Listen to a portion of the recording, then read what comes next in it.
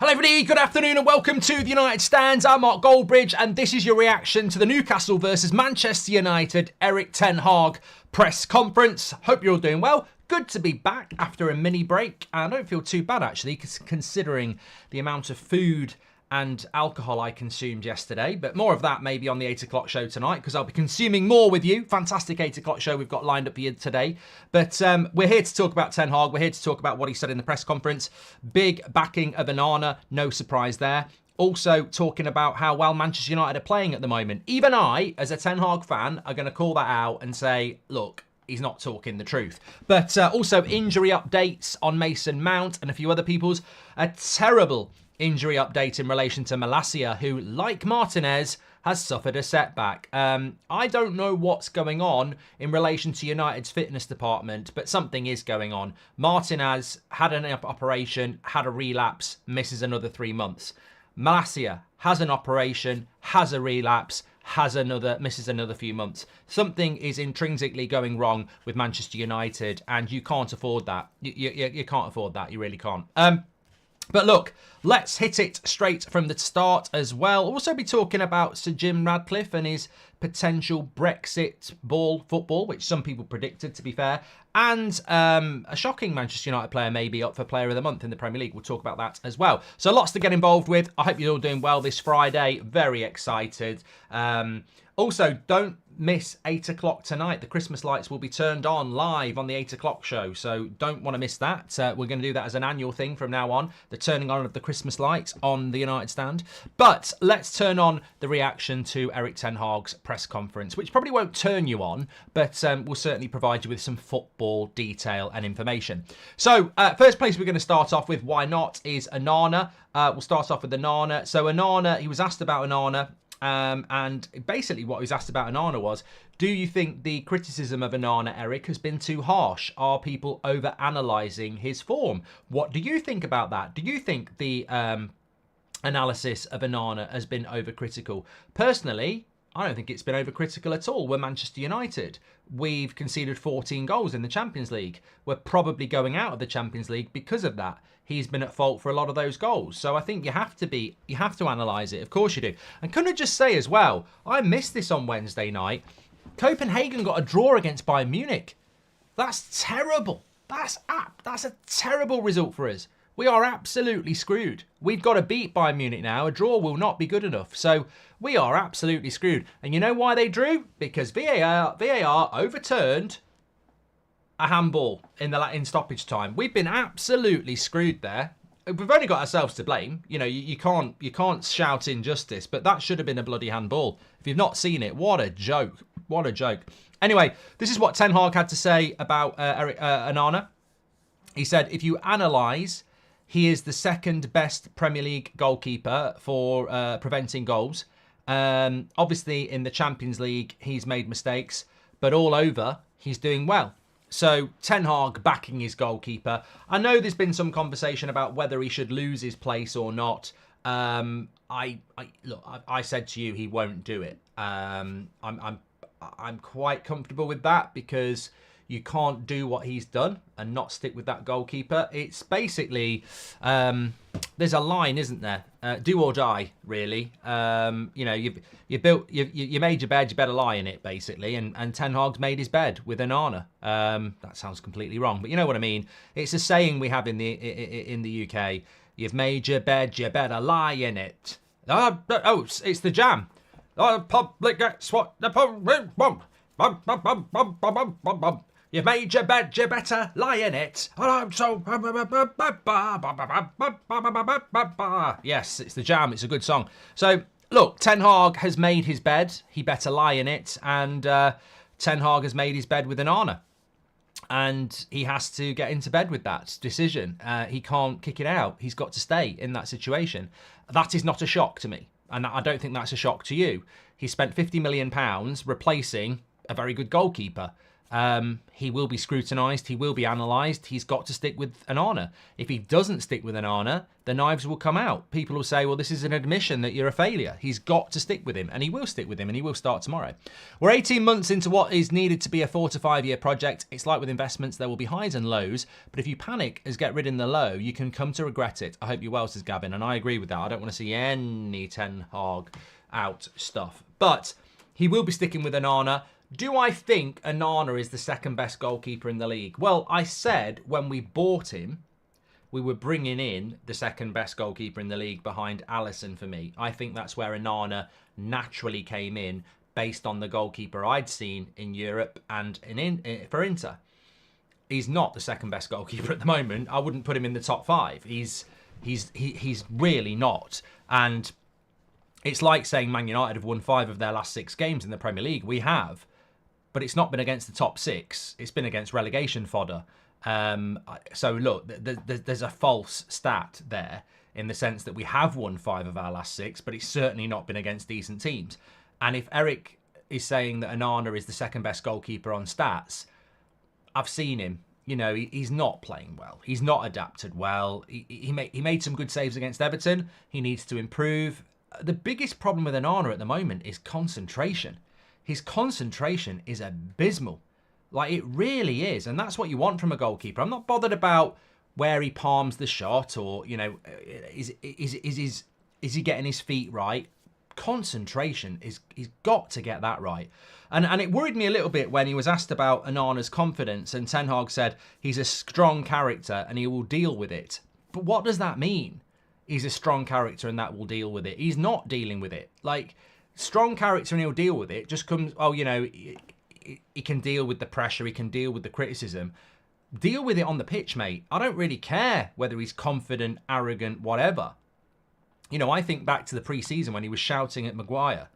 Well, that's absolutely fine. I'm sure we all would like to shout at Maguire sometimes, but if you're going to shout at Maguire or Varane or whoever you are, you better be able to fill those boots. And at the moment, his concentration levels are terrible. I don't care if he's a charismatic, confident goalkeeper or not. Just sort yourself out, mate. Like, sort your concentration out. When a cross is coming in, get your body behind it and stop it going in the bloody net. Because if you'd done that on Wednesday night, we'd be going through. I can't believe we're going out of Europe. I still cannot believe we're going out of Europe. And if we're being completely honest, we know why we're going out of Europe. And it was because of those mistakes. Those mistakes have cost us. And they've got to stop. You can't do anything about the past. The past has been written. But in the future, Newcastle, Bayern Munich, Liverpool, we can't be affording those sort of mistakes. We really, really can't. So look, Ten Hag is back in his goalkeeper. Of course, he's going to keep him as his number 1. No surprises there, but he needs to improve massively. He really, really does.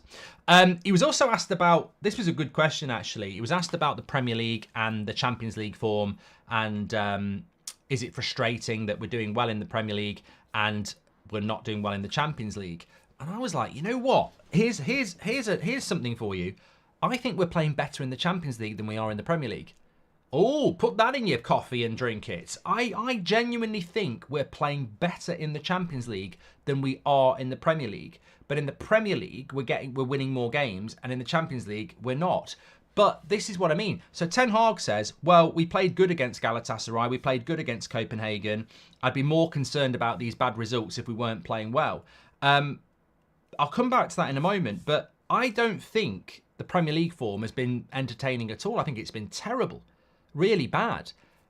And yes, we've ground out results, but in the Champions League, we've scored a lot of goals. We've just conceded a bloody load of goals. So the question really is, do you think we're playing well this season, or do you not? Or do you think it's a bit of a mixed bag? Because I think it's a bit of a mixed bag. I think in Europe, it suits us, but we can't defend. And I think in the Premier League, we defend better, but we can't score. And my explanation for that is that European football is more open and a little bit slower, and the Premier League is quicker and more intense. So we can't play the way that we play in Europe, so we have to be a little bit more compact and a little bit more defensive. So we're easier to watch in the Champions League. It's more entertaining, there's more goals, whereas in the Premier League, it's more of a grind. But it's interesting that Ten Hag says that, you know, we played well against Galatasaray and others, but we didn't play well against Galatasaray. It was entertaining, but I don't think we played well. If I was coaching Man United against Galatasaray and I'm talking to the team the next day, I'm bold. I've pulled my hair out. You know, I genuinely have, because I'm like, we haven't played well. Garnacho's goal was good. Bruno's second goal was good. And McTominay's goal was a good team goal. But we should have scored another 4 or 5 like that. They were wide open. And we couldn't play through them. And that's our fault. And also, we conceded, 16 shots? 10 in the box? How can you play well when you're conceding that many shots in the box? So I don't think we are playing well. I think Ten Hag has to say we're playing well. And I think he has to do that to try and instill confidence into the team. But I don't think we are playing well. And I'll say it when I do. When I see us play well, I'll say it. And I thought we played quite well at the Emirates back in probably August. I thought we played quite well in the first half against Spurs back in August. But I don't think we're playing well. I think we're defending horrifically. In fact, we'll come back to that in a minute. But why do other channels hate you so much, says Partib? I'm not aware of anybody else hating me, so I don't know who you're talking about, mate. So thanks for the super chat, but I don't know what you're talking about. We need to realise De Gea was crap at first. The United shirt is heavy. It's a stitch. Yes, I think on the goalkeeping, I've said this before. I always knew this was going to go bad at the start. It always does. The hope with Onana is that he will just find this concentration and consistency and get better. I always knew there'd be bumps in the road.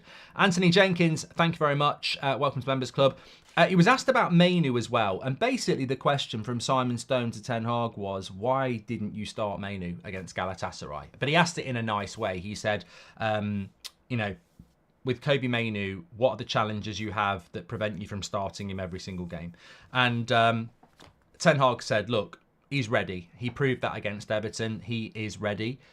We started him against Everton, so Mainoo is ready. That's the bottom line. But he said, look, we've got 3 games in 6 days. I have to manage that. It's about freshness. It's about using the wider squad.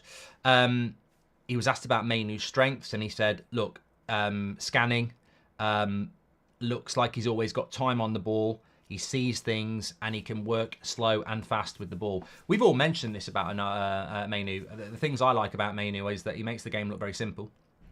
So Ten Hag is right. He does see things before other people does.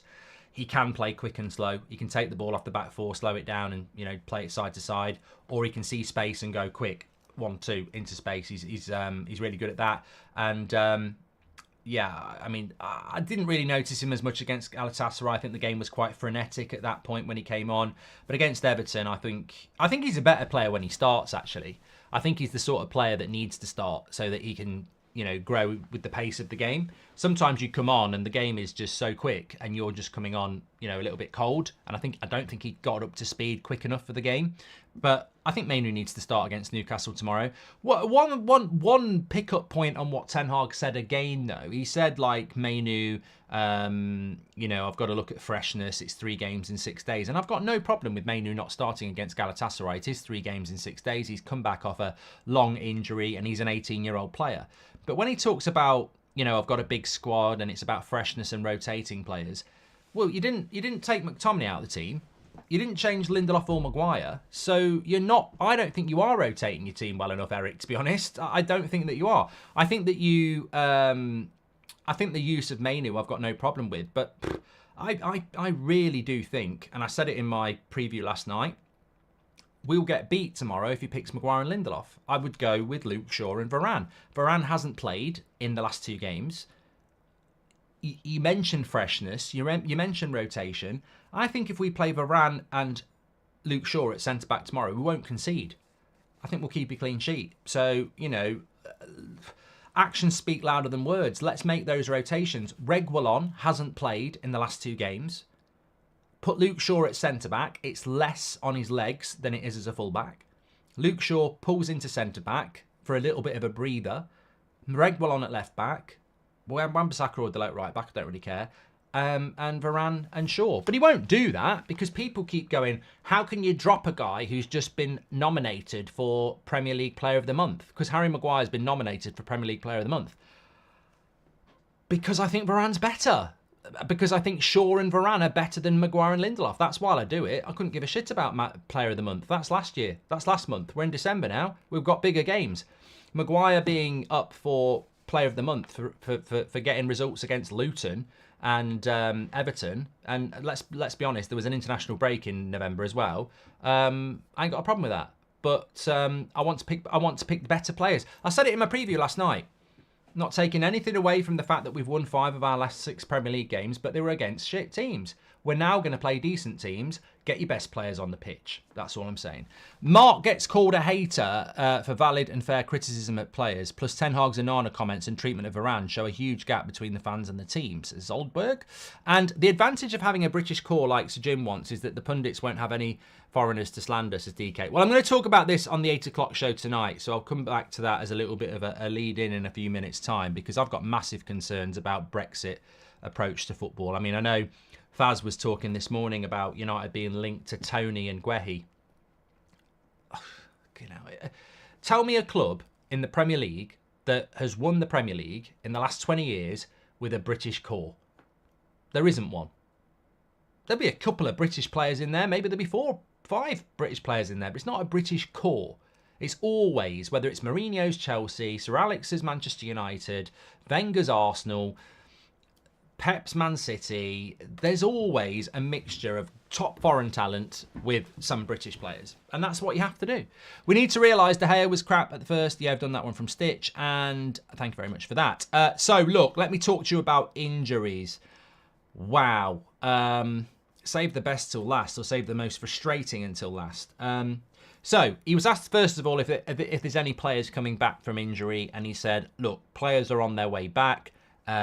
Mason Mount is apparently back on the pitch today, but he's got no say. He can't say how long it's going to be. Same with people like Martinez, and I suppose Casemiro's probably nowhere near ready, if I'm being honest. Look, Mason Mount's not the player I want back anyway. If Mason Mount's back, great, but he's not. He's done nothing. Mason Mount, I want Martinez back. I want Casemiro back. They're the players I want back. Whether we can get them back or not before Liverpool, I don't know. I don't know about that. But it's good that they're coming back. But look, the big one here is Malacia. And it makes that Reguilon signing so important, because basically Malacia, no one's really spoken about Malacia, but he is the backup left back. And with Luke Shaw out, he should have been playing games for Man United. So he's had an injury, which I think happened at the end of last season. He's had an operation, and now he's had a relapse. So he's not going to be back until the new year. And apparently, that's because the operation didn't go well. So that is the second time this has happened this season. It happened with Martinez, and now it's happened with Malacia. I mean, look, you send your car to get fixed at the local garage, and they don't do a good job, and then you take it to a better garage, and they say you learn not to do it again. I'm just going to go to the better garage all the time.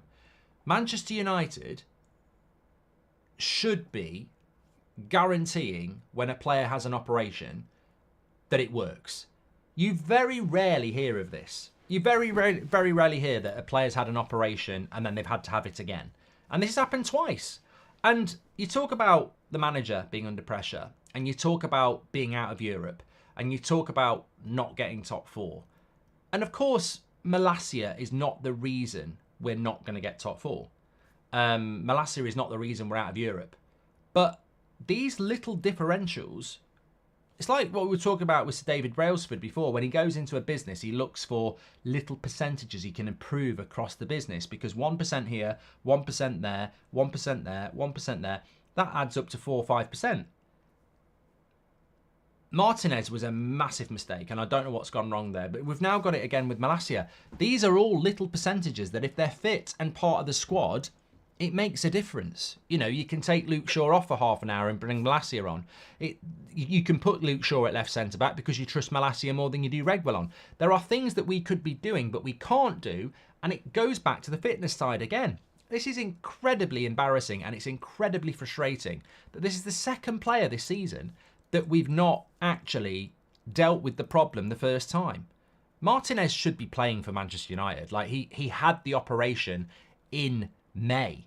He was meant to be back in August, and he had to have the operation again. Like, it's so bad.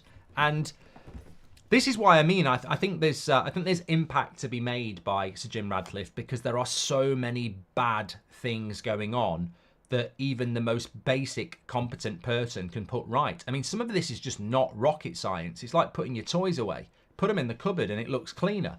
Man United is just run so badly, and we're desperate for this audit, I suppose, to start. Obviously, no announcement on Sir Jim Ratcliffe today. We did say that to you yesterday on Twitter. That's another week that's gone by. I'm very surprised that it wasn't announced this week.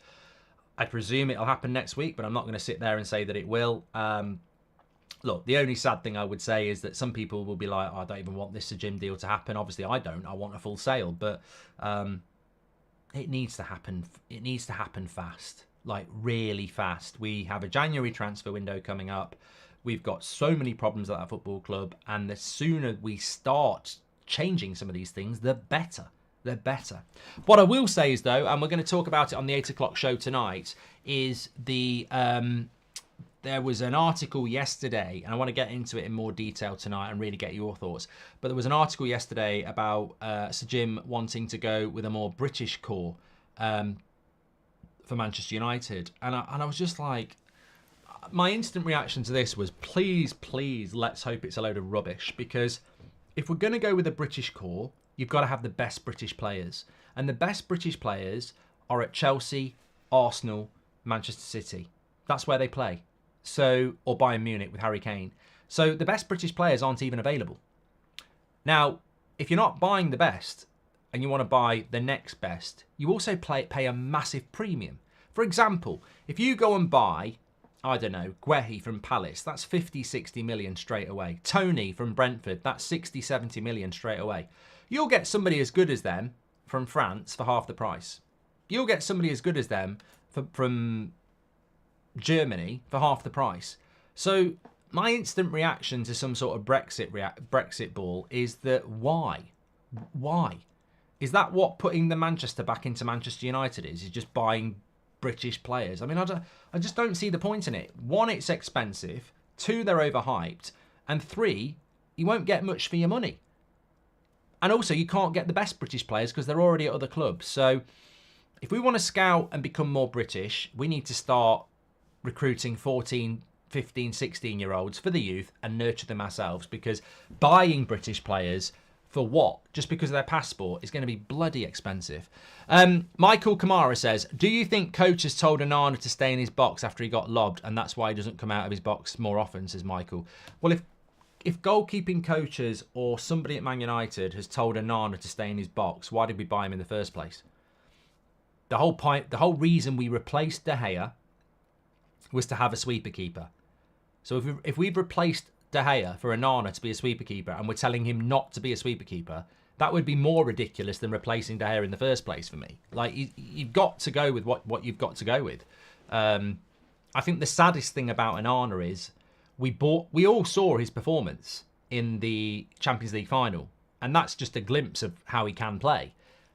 To not utilise that is incredible. And I do sympathise with those fans at last spring who were going on about ball playing goalkeeper, because they're right. We do need a ball playing goalkeeper, but some of us said we don't play in the right way to have a ball playing goalkeeper, and ultimately that's what's happened. We have a ball playing goalkeeper, but we don't have a team that plays ball. So I want to see Onana do the things we bought him for. At the moment, with Onana, it's very simple. He's not a ball-playing goalkeeper. He's not a sweeper keeper. So we have to analyse his game on shot stopping. And he's reasonable at shot stopping, but he's also making a lot of mistakes at shot stopping.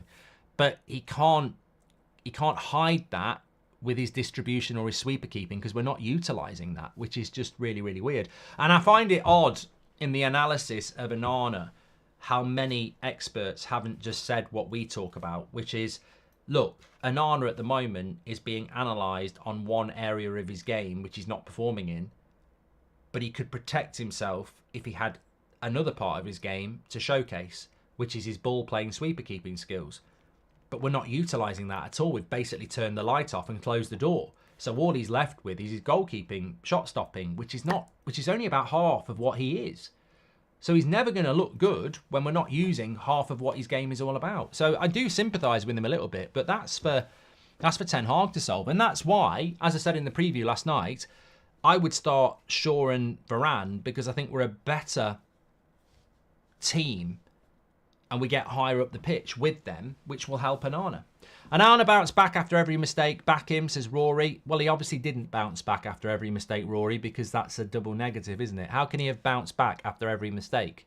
Because there's been another mistake. You know what I mean? I don't want to wrap you up in words, but how can he bounce back after every mistake when he keeps making loads of mistakes? That doesn't make sense. So he bounced back from a mistake and then he made another mistake. You know, Man United, bouncing back is making a mistake and then not making any more mistakes, and he keeps making mistakes. So he's not bouncing back. He is bouncing. He's bouncing like a bloody tennis ball. It's up and down, up and down, up and down. He needs to find gravity and he needs to find consistency. But he's not the only one. He's not the only one, of course. Would you keep Onana in goal, Mark? Well, I've been asked this before. If I was in charge, if I was Ten Hag, I'd keep Onana in goal. I understand what Ten Hag is doing and I agree with it. He spent the money on him. It was a massive call. A lot of people questioned it. It was a massive call. He's got to stick with him. The same thing with Mason Mount when he comes back fit. He's got to find a way to pick him, because that's a massive... I mean, where does Mason Mount fit into this team? In some ways, somebody said this to me today, in some ways, Mason Mount being injured solves a problem. And I was like, what do you mean? He said, well, with Mason Mount being injured, we don't miss him. And when he's fit, it's like, you know, Ten Hag's going to try and find a way to get him in the team. But where does he fit in? And I thought, you know what? Well, he's absolutely right. I mean, Bruno's better than Mount. You can't put Mount on the wing. He certainly can't play with a false 9. He can't play as an 8, and he's certainly not a 6. So where does Mason Mount actually fit in?